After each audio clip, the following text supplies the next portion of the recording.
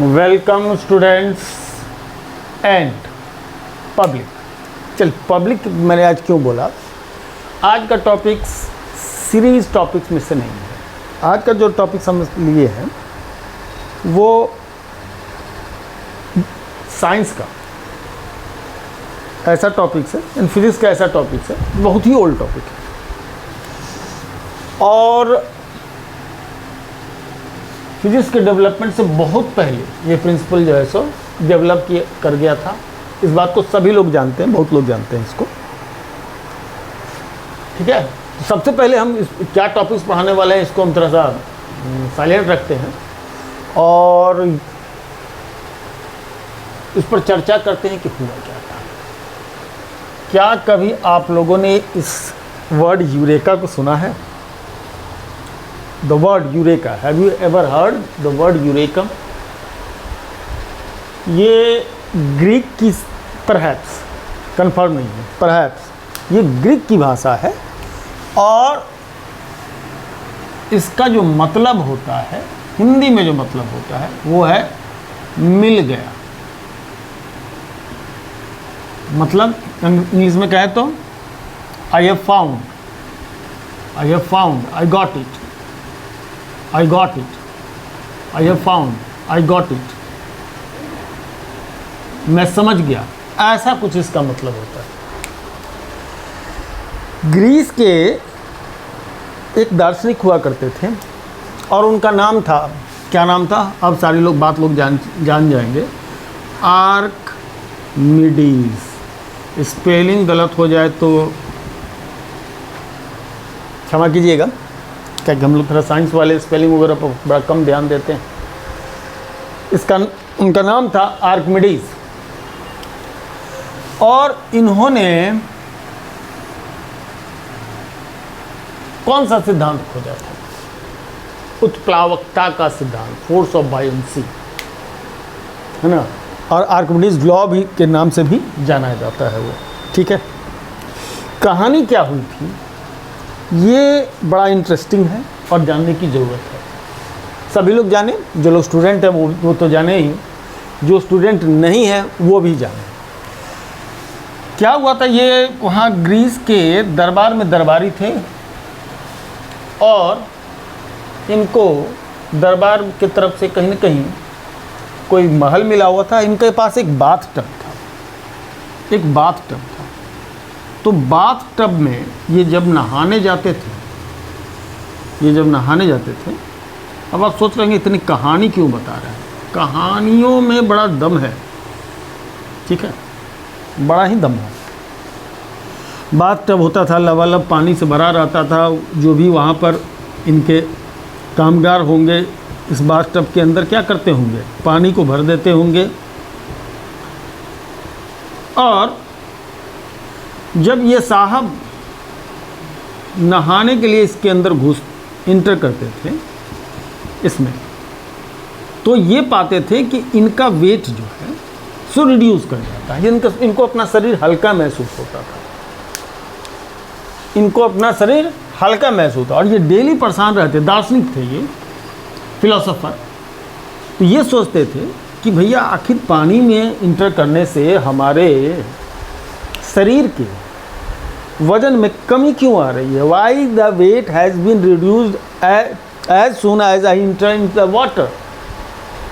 तो पानी में इंटर करने के साथ हमारा वेट क्यों कम हो जाता है? इस बात को हमेशा सोचा करते थे। जो भी दार्शनिक लोग होते हैं उनका काम जो है सो हर चीज़ को ऑब्जर्व करना और कोई कुछ अगर उनको डिफरेंस समझ में आ रही हो तो बात उसके ऊपर सोचना। वैसे भी फिजिक्स जो है, गैलीलियो भी दार्शनिक थे, न्यूटन भी मोर और लेस दार्शनिक ही थे, आइंस्टाइन भी दार्शनिक थे।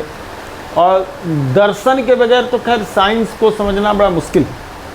तो कहीं ना कहीं उसमें दर्शन तो आता है ना, दर्शन तो आ ही जाता है। तो एक चीज़ वो नोटिस करते थे, वजन तो कमी होती थी लेकिन देखते थे चूँकि लबालब भरा हुआ रहता था तो पानी जो है सो निकल करके फर्श के ऊपर गिर जाता था।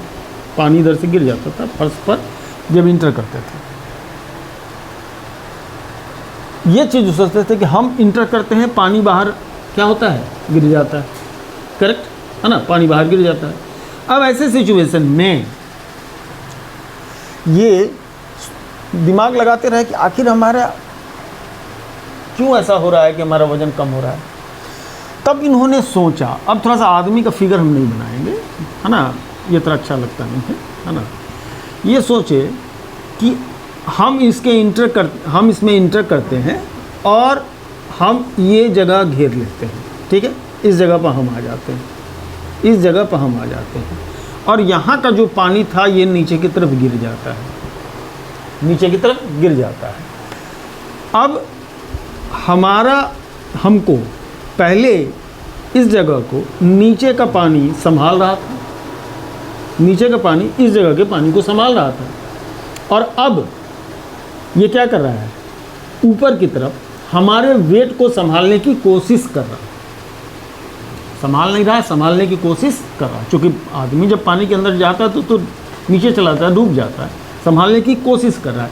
इस कोशिश में हमारा वज़न क्या हो रहा है, कम हो जा रहा है। मैंने इस प्रोसेस में हमारा वेट क्या हो जा रहा है, रिड्यूस कर जा रहा है। ये बात जैसे ही समझ में आई, बेचारे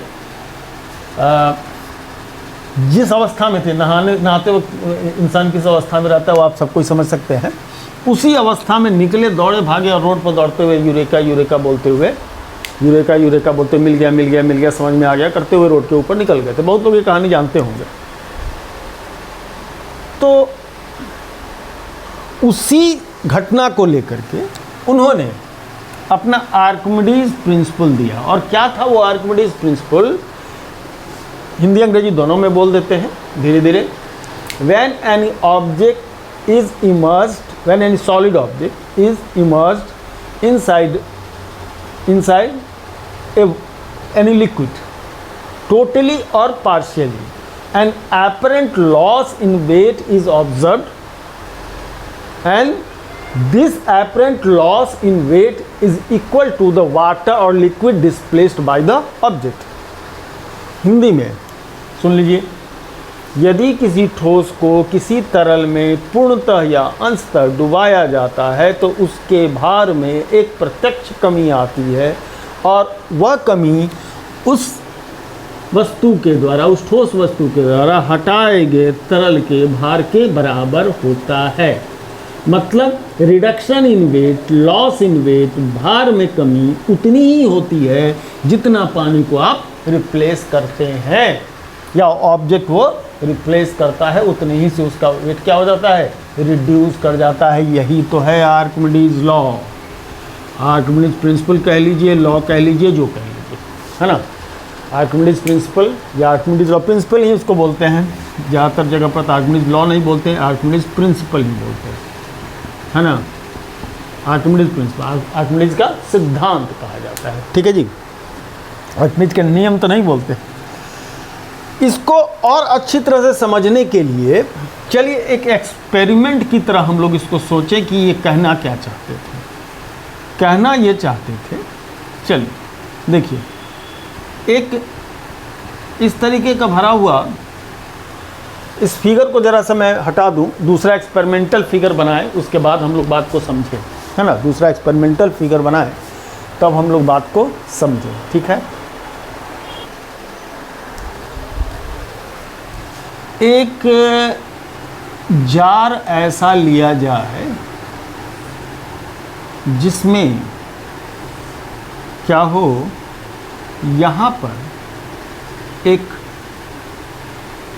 नल लगा हो, ठीक है, ओके। इसमें अगर हम लोग पानी डालेंगे तो जाहिर सी बात है कि यहाँ तक ये भरेगा और भरने के बाद ये रुक जाएगा। यहाँ तक भरेगा और भरने के बाद क्या होगा, रुक जाएगा, ठीक है। भरने के बाद ये रुक जाएगा, है ना, ओके, पूरा भर जाए। या इसमें पानी तब तक डालिए जब तक इधर से निकल करके बाहर ना आने लगे, है ना। निकल करके बाहर ना आने लगे तब तक इसके अंदर क्या किया जाए, पानी को भरा जाए, है ना। और इसमें पानी आए, इसमें गिर जाए, इसको निकाल करके फेंक दीजिए। मतलब ये 100% लबालब भरा हुआ है, ओके। अब हम क्या करें, एक स्प्रिंग बैलेंस से, स्प्रिंग बैलेंस इस टाइप का होता है जिसमें स्प्रिंग में एक रीडिंग आती है, इस टाइप की रीडिंग होती है। इसके हुक से एक स्टोन को सस्पेंड, पहले इधर सस्पेंड करके रखा जाए। चलिए, स्प्रिंग बैलेंस का अच्छा फिगर तो नहीं बन पा रहा हमसे, अब जैसा भी बन रहा हो, है ना। एक स्टोन हो, मान लीजिए 3 kg का है, ठीक है जी, 3 kg का है, इस पर रीडिंग रहा हो, यहाँ पर ये 3 kg की रीडिंग बता रहा है, ठीक है, 3 kg का रीडिंग बता रहा है, ठीक है, 3 kg की रीडिंग बता रहा है। ओके, ये अभी जार हमारा क्या है, खाली है, ये जार हमारा अभी खाली है। ये 3 kg की रीडिंग बता रहा है कि ये जो स्टोन हम टाई अप किए हुए हैं ये 3 kg का है। अब हम इसको यहाँ लाएं और इसमें आपका जो है जार को डालें, सॉरी स्टोन को डालें, ताकि टोटली इसके अंदर ये इंटर कर जाए हेवी। अभी तक हम ऐसे ऑब्जेक्ट को लेकर के चल रहे हैं जो डूब जाता हो, है ना। स्टार्टिंग जो बायंसी की कहानी स्टार्ट हुई थी, है ना, आर्किमिडीज लॉ स्टार्ट हुआ था, या बायंट फोर्स की बात आई थी, वो पहले कंप्लीटली इमर्स जो कर जाता हो, जो पूर्णतः डूब जाता हो, उन्हीं को लेकर के बनाया गया था, ठीक है। चलिए, तो अगर हम इसको इसमें डालते हैं तो जाहिर सी बात है, जैसे इस स्टोन को इसके अंदर डाला जाएगा, ये जाएगा तो ये अपने वॉल्यूम के बराबर, जितना ये जगह घेरेगा, है ना, अपने वॉल्यूम के बराबर पानी इससे निकलेगा और इसमें आकर के भर जाएगा, इसमें आकर के भर जाएगा, ठीक है। अब ऐसा देखें हम कि अब इसकी रीडिंग, पहले यहाँ तो 3 kg बता रहा था उस समय, अब हम लोग देखेंगे कि इसकी रीडिंग, मान लीजिए लेट सपोज करने की बात करें कि 1 kg बता रहा है, then what is the loss in weight, weight में लॉस कितने का हो रहा है, तो वेट में लॉस यहाँ जाहिर तौर पर लॉस इन वेट 2 kg का है।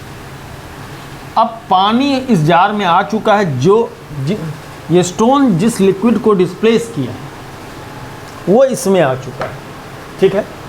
अब हम लोग ले जा करके किसी दूसरे तीसरे किसी भी इस पर प्लेटफॉर्म पर, स्प्रिंग बैलेंस या कुछ भी, इसके ऊपर इस जार को रखें जो पानी से भरा हुआ है, इसको तौलें कि ये कितना हुआ, किसी भी तरीके से इसको अगर मेज़र किया जाए तो जानते हैं क्या पता चलेगा कि जितना यहाँ लॉस हुआ था वेट का, वही इसका वेट है। मतलब जितने लिक्विड को इसने डिस्प्लेस किया, जितने तरल को इसने विस्थापित की, जितने से इसका वजन कम हुआ, जितने से इसका वजन कम हुआ उतना ही पानी का वजन है। मतलब जितने पानी को ये हटाएगा उसके वजन के बराबर, उसके वेट के बराबर, है ना, इसके वेट में क्या होगी, कमी आएगी। अगर लेट सपोज हम पानी के अंदर जाते हैं, हमारा वजन 50 kg है या 60 kg है, और हमने 30 किलो या 40 kg पानी को क्या कर दिया, डिस्प्लेस कर दिया, तो रिडक्शन इन वेट, हमारा जो वेट होगा वो 40 kg का, अगर 60 kg है तो अब हमारी वेट की फीलिंग 20 kg की आएगी, 20 kg की फीलिंग आएगी, या 50, अगर 50 kg रिडक्शन होता है तो हमारी वेट की फीलिंग मात्र 10 kg का होगा, क्योंकि 60 में से 50 रिड्यूस हो चुका होगा, है ना।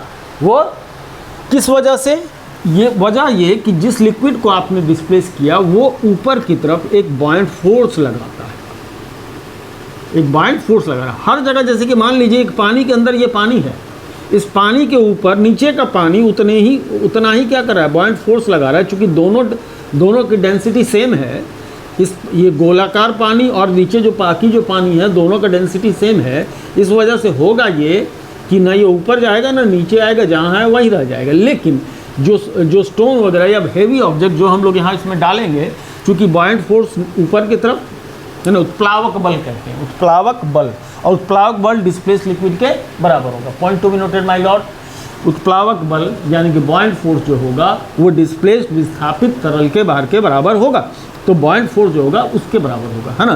क्योंकि इसका वजन, वो पानी जो कह रहे थे जितना पानी डिस्प्लेस हुआ था इतने ही पानी को डिस्प्लेस किया है। एक्चुअल में क्या होता है कि चूँकि हेवी है तो वेट एक्सीड कर जाएगा बॉयंट फोर्स को, वेट एक्सीड कर जाएगा किसको, बॉयंट फोर्स को, तो बॉयंट फोर्स को एक्सीड कर जाएगा तो नीचे की तरफ चला आएगा। क्या होगा, वो नीचे की तरफ चलता चला आएगा। ये जो इमेजिनरी पानी का गोला हम ये ले रहे हैं वो नीचे ऊपर इसलिए नहीं जाएगा क्योंकि जितना बॉयंट फोर्स ऊपर की तरफ लग रहा है उतना ही इसका वेट भी नीचे की तरफ लग रहा है, तो दोनों मिलकर के एक दूसरे को कैंसिल कर दे रहे हैं। कोई रिजल्टेंट फोर्स अपवर्ड या डाउनवर्ड डायरेक्शन में नहीं लग रहा है। इस वजह से वहीं का वहीं पानी बढ़ा हुआ है, ना पानी ऊपर, पानी के नीचे पानी जाएगा, ना पानी के ऊपर पानी आएगा। ये तब जाएगा जब कोई दूसरा कोई कारण बनता हो, तब ऊपर नीचे जाएगा, ठीक है। या फिर ऐसा मान करके चलें कि अगर इस पानी के अंदर कोई ऐसा हम सॉलिड डाल दे जिसकी डेंसिटी, जिसका घनत्व पानी के घनत्व के बराबर है, तो उसके साथ भी वही होगा, वो भी इसके अंदर कहीं ना कहीं घूमता रह जाएगा। ऐसा बहुत सारा है जिसकी डेंसिटी पानी की डेंसिटी के बराबर होता है, वो रह जाएगा। चलिए, तो अब जब हम बात आर्किमिडीज प्रिंसिपल की बात किए, अब बात समझ ही गए होंगे कि हम आर्किमिडीज ने कहा क्या था। When an object is totally और partially immersed inside a liquid, there is a apparent loss in the weight of the object, and this loss of weight is equal to the liquid displaced by the object.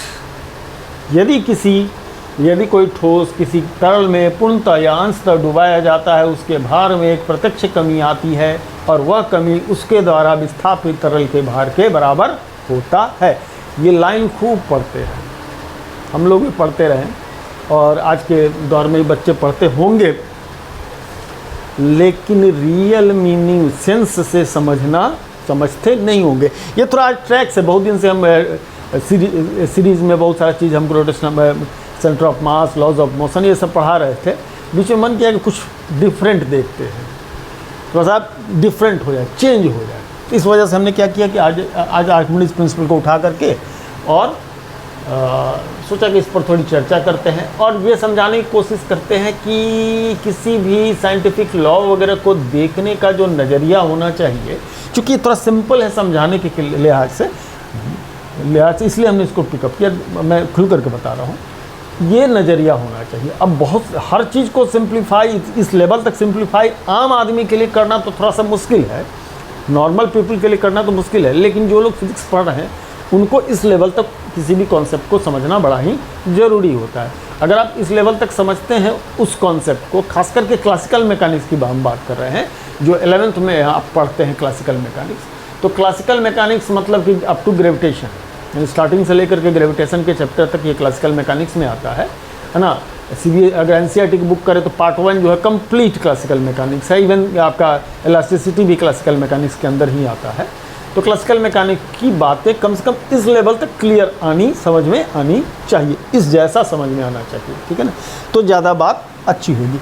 चलिए, अब हम थोड़ा सा इस पर discuss, कौन डूबेगा, और डूबेगा तो क्या कंडीशन होगा, नहीं डूबेगा तो क्या कंडीशन होगा, कौन तैरेगा, कौन डूबेगा, इस पर थोड़ी सी चर्चा फिजिकली हम कर दे चुके। आर्किमिडीज प्रिंसिपल को हमने क्या किया है, उठाया है, ठीक है जी।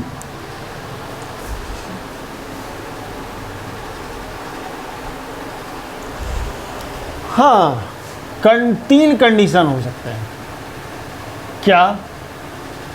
जब हमारा वेट ऑफ ऑब्जेक्ट बड़ा हो, किससे?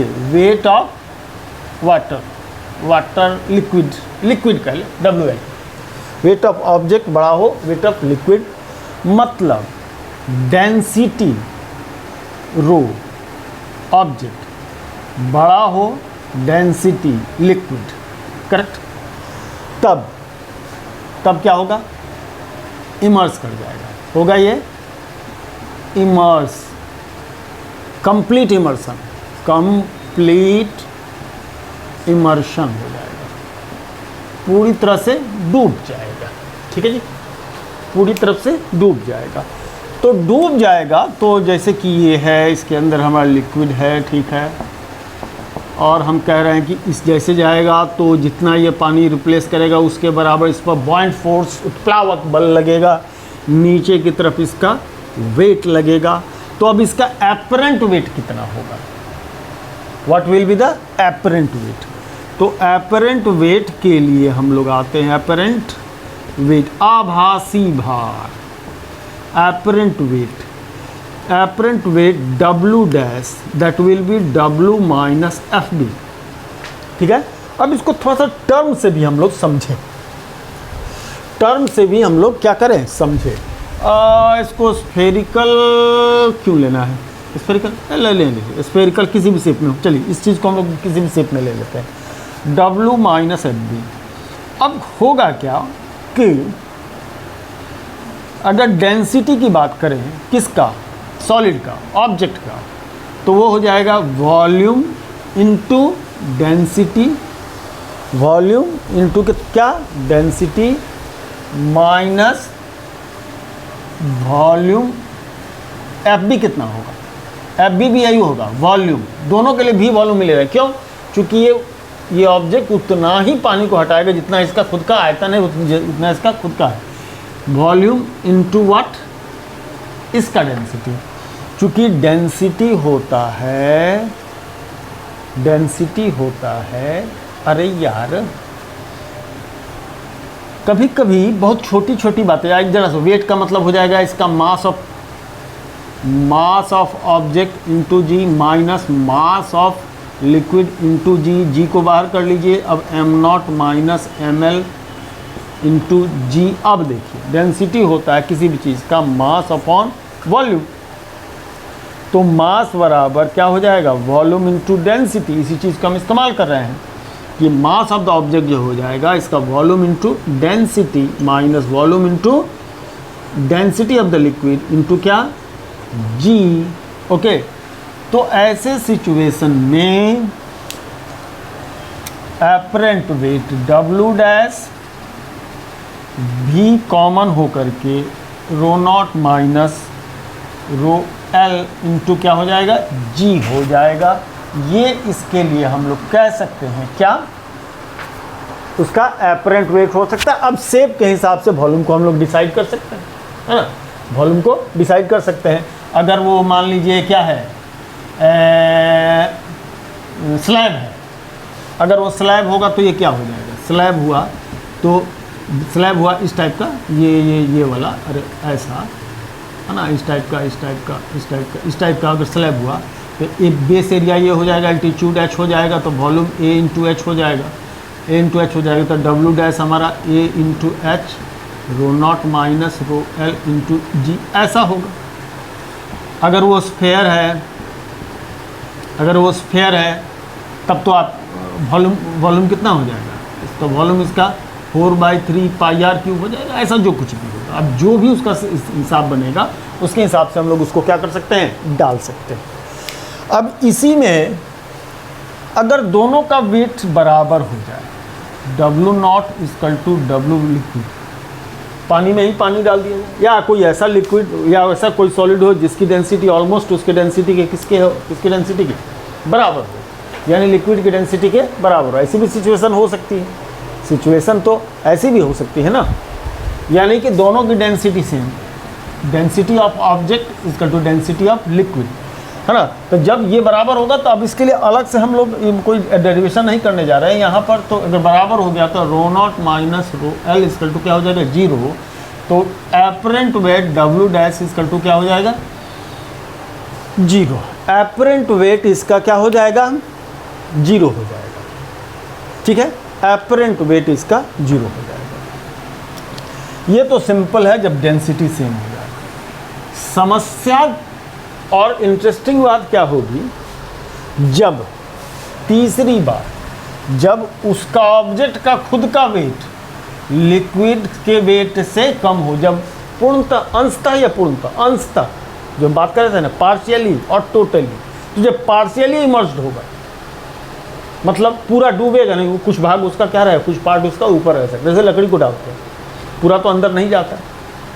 तो ऐसे ऑब्जेक्ट के लिए कहानी क्या जाएगी, कहानी ये जाएगी कि density of object less than what, density of what, liquid.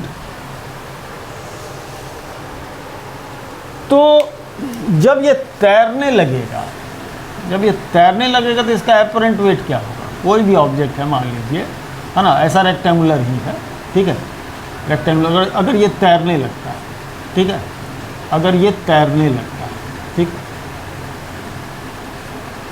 तो जाहिर सी बात है इसका वेट नीचे की तरफ काम कर रहा होगा और बॉयंट फोर्स क्या होगा, ऊपर की तरफ काम कर रहा होगा। अब ये काउंटर बैलेंस हो जा रहा है। इसी सिचुएशन में W equal to W dash equal W minus F B, और चूंकि ये दोनों एक दूसरे के बराबर हो जा रहे हैं तो इस जगह भी बॉइंट फोर्स इसके वेट के बराबर हो जाता है, एपरेंट वेट इसकी क्या हो जाती है, 0 हो जाती है। तो यहाँ पर भी एपरेंट वेट, जब डेंसिटी सेम होगा तभी भी इसका एपरेंट वेट 0 हो रहा है, इसमें भी 0 होगा। जब तक एपरेंट वेट इसका 0 नहीं होगा तब तक ये तैरेगा नहीं, तैरेगा ये भी ये सिचुएशन में भी क्या होगा, तैरेगा लेकिन कहीं पर भी रह सकता है इसका। लेकिन इस सिचुएशन में no part of the object will remain outside the water या लिक्विड, इसमें कोई भी पार्ट इसका पानी के ऊपर नहीं दिखेगा। ये पानी के या तो लेवल में रहेगा या उसके नीचे चला जाएगा, लेकिन इस सिचुएशन में जब डेंसिटी कम होगी ऑब्जेक्ट की, लिक्विड की डेंसिटी से, तरल के घनत्व से कम होगा, तब कुछ पार्ट उसका क्या होगा, ऊपर होगा। तो अगर कुछ पार्ट उसका ऊपर रहता है तो अब हम लोग थोड़ा सा एक एक्सप्रेशन देखना चाहेंगे कि कितना पार्ट ऊपर रहेगा। चलिए स्लैब के लिए हम लोग लेकर के एक एक्सप्रेशन स्लैब के लिए लेकर चलते हैं, है ना। रेक्टेंगुलर स्लैब होगा, तो रेक्टेंगुलर स्लैब होगा तो इसकी जो वॉल्यूम होगी वो A इंटू एच होगी। A किसको कह रहे हैं, बेस एरिया को, है ना। कोई भी रेक्टेंगुलर स्लैब इस टाइप का होगा ना जी, इस टाइप का, है ना। तो इसको बेस एरिया A कह रहे हैं और H इसका क्या हो जा रहा है, हाइट हो रहा है। ऐसा कोई स्लैब है जो पानी के अंदर क्या है, पानी के अंदर डूबा हुआ है, ठीक है। पानी के अंदर कुछ हद तक गया हुआ है और कुछ हद तक ऊपर। चलिए, तो हम ये मान करके चलें कि एच डैश पार्ट जो है सो उसका ऊपर है। टोटल हाइट इसकी कितनी है, टोटल हाइट इसकी h है, टोटल हाइट इसकी कैपिटल H है, ऐसा मान के चले, है ना, टोटल हाइट। और जितना ये पानी के अंदर है वो स्मॉल h है। बड़ी फिगर लीजिए, एक बड़ी फिगर ली जाए, एक बड़ा फिगर लिया जाए। ये इस तरह से समझिए, ठीक है, ऐसे लीजिए। टोटल हाइट इसकी h मान ली जाए, हाइट, बेस एरिया तो सेम ही होगा सबका, ठीक है। एच डैश पार्ट ऊपर है, h क्या है, नीचे है, ओके। एच डैश पार्ट ऊपर है, h क्या है, नीचे है। तो इस पर आते हैं, रुक जाइए, थोड़ा सा इधर से क्लियर कर ले, क्या कि अपने को क्या होगा, इसकी ज़रूरत पड़ेगी, अब देखना पड़ेगा, सोचना पड़ेगा, है ना।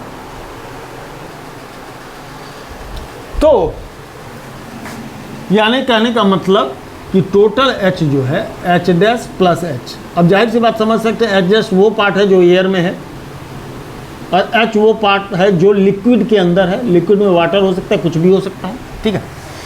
अब बात तो यही है ना कि इसका जो वेट होगा इस पर लगने वाले बॉइंट फोर्स के बराबर होगी, ठीक है। तो वेट ऑफ ऑब्जेक्ट है कितना, volume mass of object into G, मतलब कितना, वॉल्यूम ऑफ ऑब्जेक्ट और इसकी डेंसिटी इंटू जी, ठीक है। अब इसको और लेके आए तो V नॉट कितना होगा, इसका पूरे का वॉल्यूम, पूरे स्लैब की वॉल्यूम, तो base area A into H rho nought into क्या, G। ये हो जाएगा वेट किसका,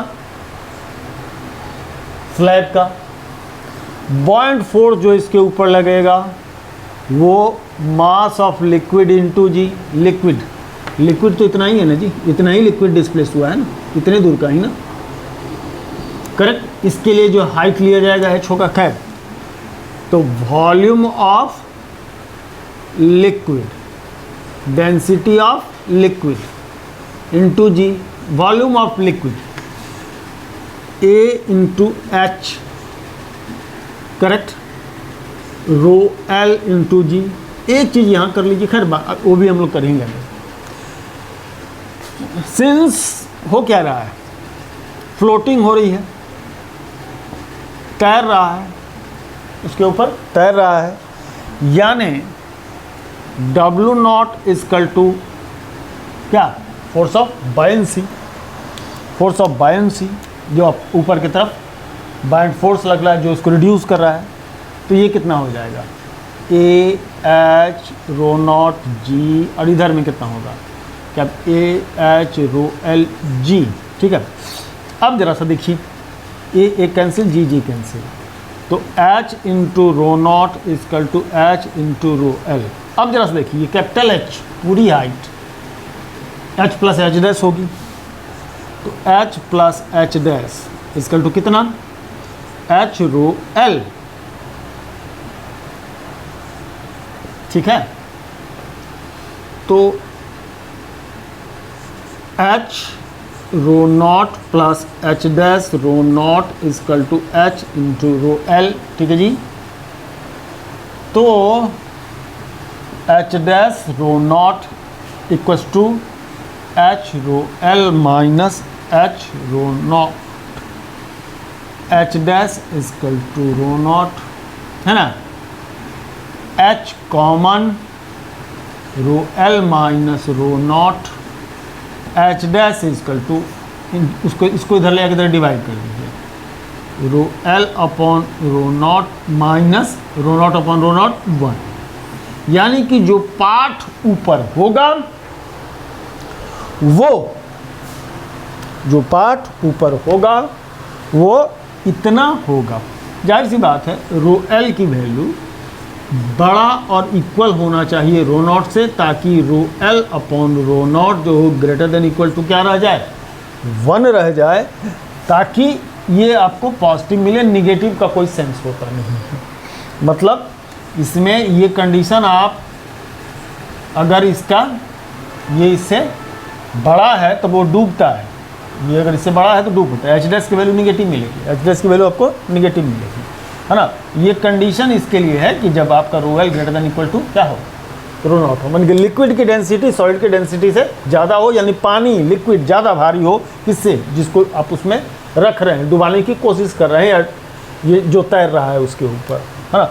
तो ये होगा वो पोर्शन जो ऊपर की तरफ रह जाएगा, this will be the H dash. ये वो हाइट हो जाएगी अगर रेक्टेंगुलर स्लैब है तो, रेक्टेंगुलर स्लैब है तो ये कहानी होगी इसकी। ठीक है जी। एक बात मेरे को याद आ गया, ये जो बता रहा था, हालांकि टॉपिक्स ख़त्म है, लेकिन मेरे को एक बात याद आ गया। एक कोई सर्टन डिपार्ट, कोई आज से 25-26 साल की पहले की बात है, डिपार्टमेंट के कोई इंजीनियर लोग हुआ करते थे, उनको प्रमोशन के लिए कोई डिपार्टमेंटल एग्जामिनेशन हुआ करता था। उनके इसमें एक प्रश्न आया कि inside the water an ice slab is floating. Ice slab क्या हो रहा है, फ्लोट कर रहा है, आइस स्लैब फ्लोट कर रहा है। ठीक है, आइस फ्लोट करता है, आइस की डेंसिटी वाटर की डेंसिटी से कम होता है। If the ice melts, if the ice melts, then what will be the level of water? पानी का जो लेवल होगा तो वो क्या होगा। पहला एक ऑप्शन 1 दे दिया था, it will rise, it will fall, it will remain at is, none of this, 4 option दे करके। और वो साहब जो है सो उस समय मैं स्टूडेंट लाइफ में ही था, और उन्होंने वो आकर के ये जो बात जो है सो उनको बोले कि वो राइज कर जाएगा या लो कर जाएगा। हमको याद नहीं आ रहा है एग्जैक्टली वो बोल क्या रहे थे, लेकिन उसका ही आंसर नहीं दे रहे थे। हमको नहीं, उतना नहीं याद आ रहा है कि राइज कर जाएगा, कि ऊपर चला जाएगा कि नीचे चला जाएगा। ये नहीं, कुछ बता रहे थे, या तो लेवल ऊपर जाएगा या लेवल नीचे जाएगा, ऐसा कुछ भी बोल रहे थे। तो मैंने उनको बोला कि नहीं, इसका लेवल में इंक्रीजमेंट डिक्रीजमेंट कुछ नहीं होगा, लेवल में इंक्रीजमेंट डिक्रीजमेंट कुछ नहीं होगा। ये जो हम लोग चर्चा की, लेवल में इंक्रीजमेंट डिक्रीजमेंट कुछ नहीं होगा। क्यों नहीं होगा, या उसका जवाब यहाँ है। उस समय तो हम उनको समझाने की कोशिश किए थे कि भैया ऐसी बात है, जब ये मेल्ट कर जाएगा तो दोनों की डेंसिटी सेम हो जाएगी। जब दोनों की डेंसिटी सेम हो जाएगी तो जिस लोअर वॉल्यूम के अंदर ये जितना भी आइस है इसी वॉल्यूम के अंदर पैक हो जाएगा। हमने बोलचाल की भाषा में उनको समझाने की कोशिश की थी कि इसी के अंदर वो क्या हो जाएगा, वो पैक हो जाएगा और लेवल ऑफ वाटर में कोई चेंज नहीं आएगा। जबकि उनका कहना था कि नहीं, पानी का लेवल जो है सो ऊपर चला जाएगा या कुछ ऐसा। मैं समझाते समझाते थक गया, उनको ये बात समझ में नहीं आ रही थी कि ये रिड्यूस करके ये इसकी डेंसिटी बढ़ेगी, यानी वॉल्यूम क्या होगा, डिक्रीज़ कर जाएगा, वॉल्यूम इसका डिक्रीज़ कर जाएगा, वॉल्यूम डिक्रीज़ कर जाएगा और इसकी डेंसिटी क्या हो जाएगी, बढ़ जाएगी। चूँकि आइस का डेंसिटी कम होता है ना, उसमें जब उसके H2O के जो मॉलिक्यूल होते हैं, आइस जब बनते हैं तो रेगुलर पैटर्न में जब अरेंज हो जाएगा, तो रेगुलर पैटर्न में अरेंज हो जाएगा तो उसका वॉल्यूम बढ़ जाता है। सेम क्वांटिटी ऑफ वाटर के लिए उसका वॉल्यूम बढ़ जाता है।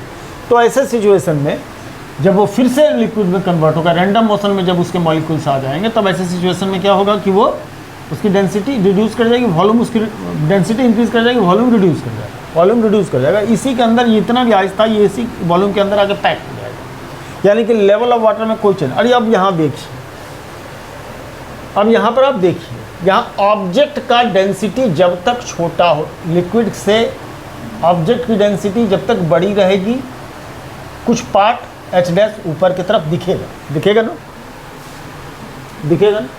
चूँकि आइस की डेंसिटी सॉरी ऑब्जेक्ट की डेंसिटी यानी कि आइस की डेंसिटी लिक्विड की डेंसिटी से कम है, तो बड़ा बटा छोटा एक से बड़ा क्वांटिटी देगा, तो ये इतना -1 पॉजिटिव होगा, ये हमारा पॉजिटिव होगा।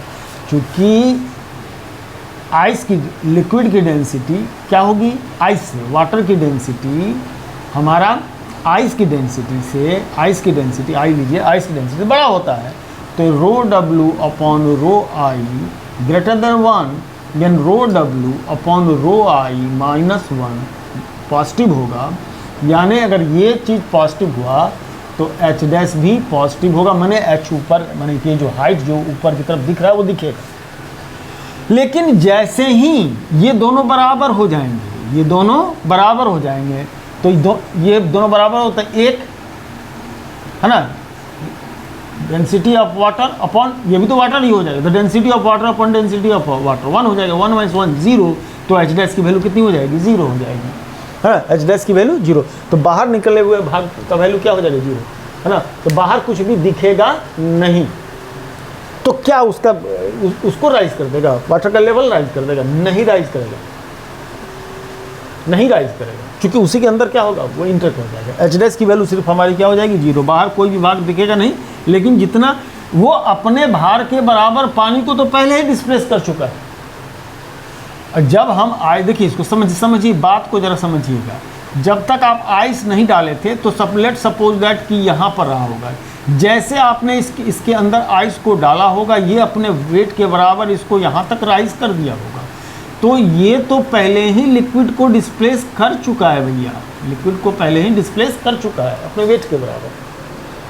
और जब ये फिर से हमारा क्या होगा, ये जब फिर से हमारा मेल्ट करेगा, जब इसकी डेंसिटी बढ़ जाएगी, तो जितने बनेगा तो पानी के भार के बराबर ही इसमें कमी आएगी। फिर से जब ये पानी बन जाएगा तो दोनों वाटर का वेट क्या होगा, सेम ही रह जाएगा ना, है ना, बनेगा तो फिर पानी, तो पानी के अंदर पानी, अभी कुछ देर पहले बता रहे थे, पानी के अंदर पानी फ्लोट करेगा, पानी के अंदर पानी, सेम पानी, तो वो बन जाएगा पानी। इसलिए लेवल क्या होगा, इसमें कोई भी राइज इसका नहीं करेगा, H' की वैल्यू 0 रहेगी और लेवल कुछ भी नहीं दिखेगा उसका। ठीक है जी, चलिए, तो बीच बीच में ऐसा ही कोई भी टॉपिक्स अगर हमको समझ में आएगा तो हम आपके साथ एज ए चेंज हम डालेंगे। वैसे हम लोग रोटेशनल मोशन देख रहे हैं इस समय, उसकी वीडियो बना रहे हैं।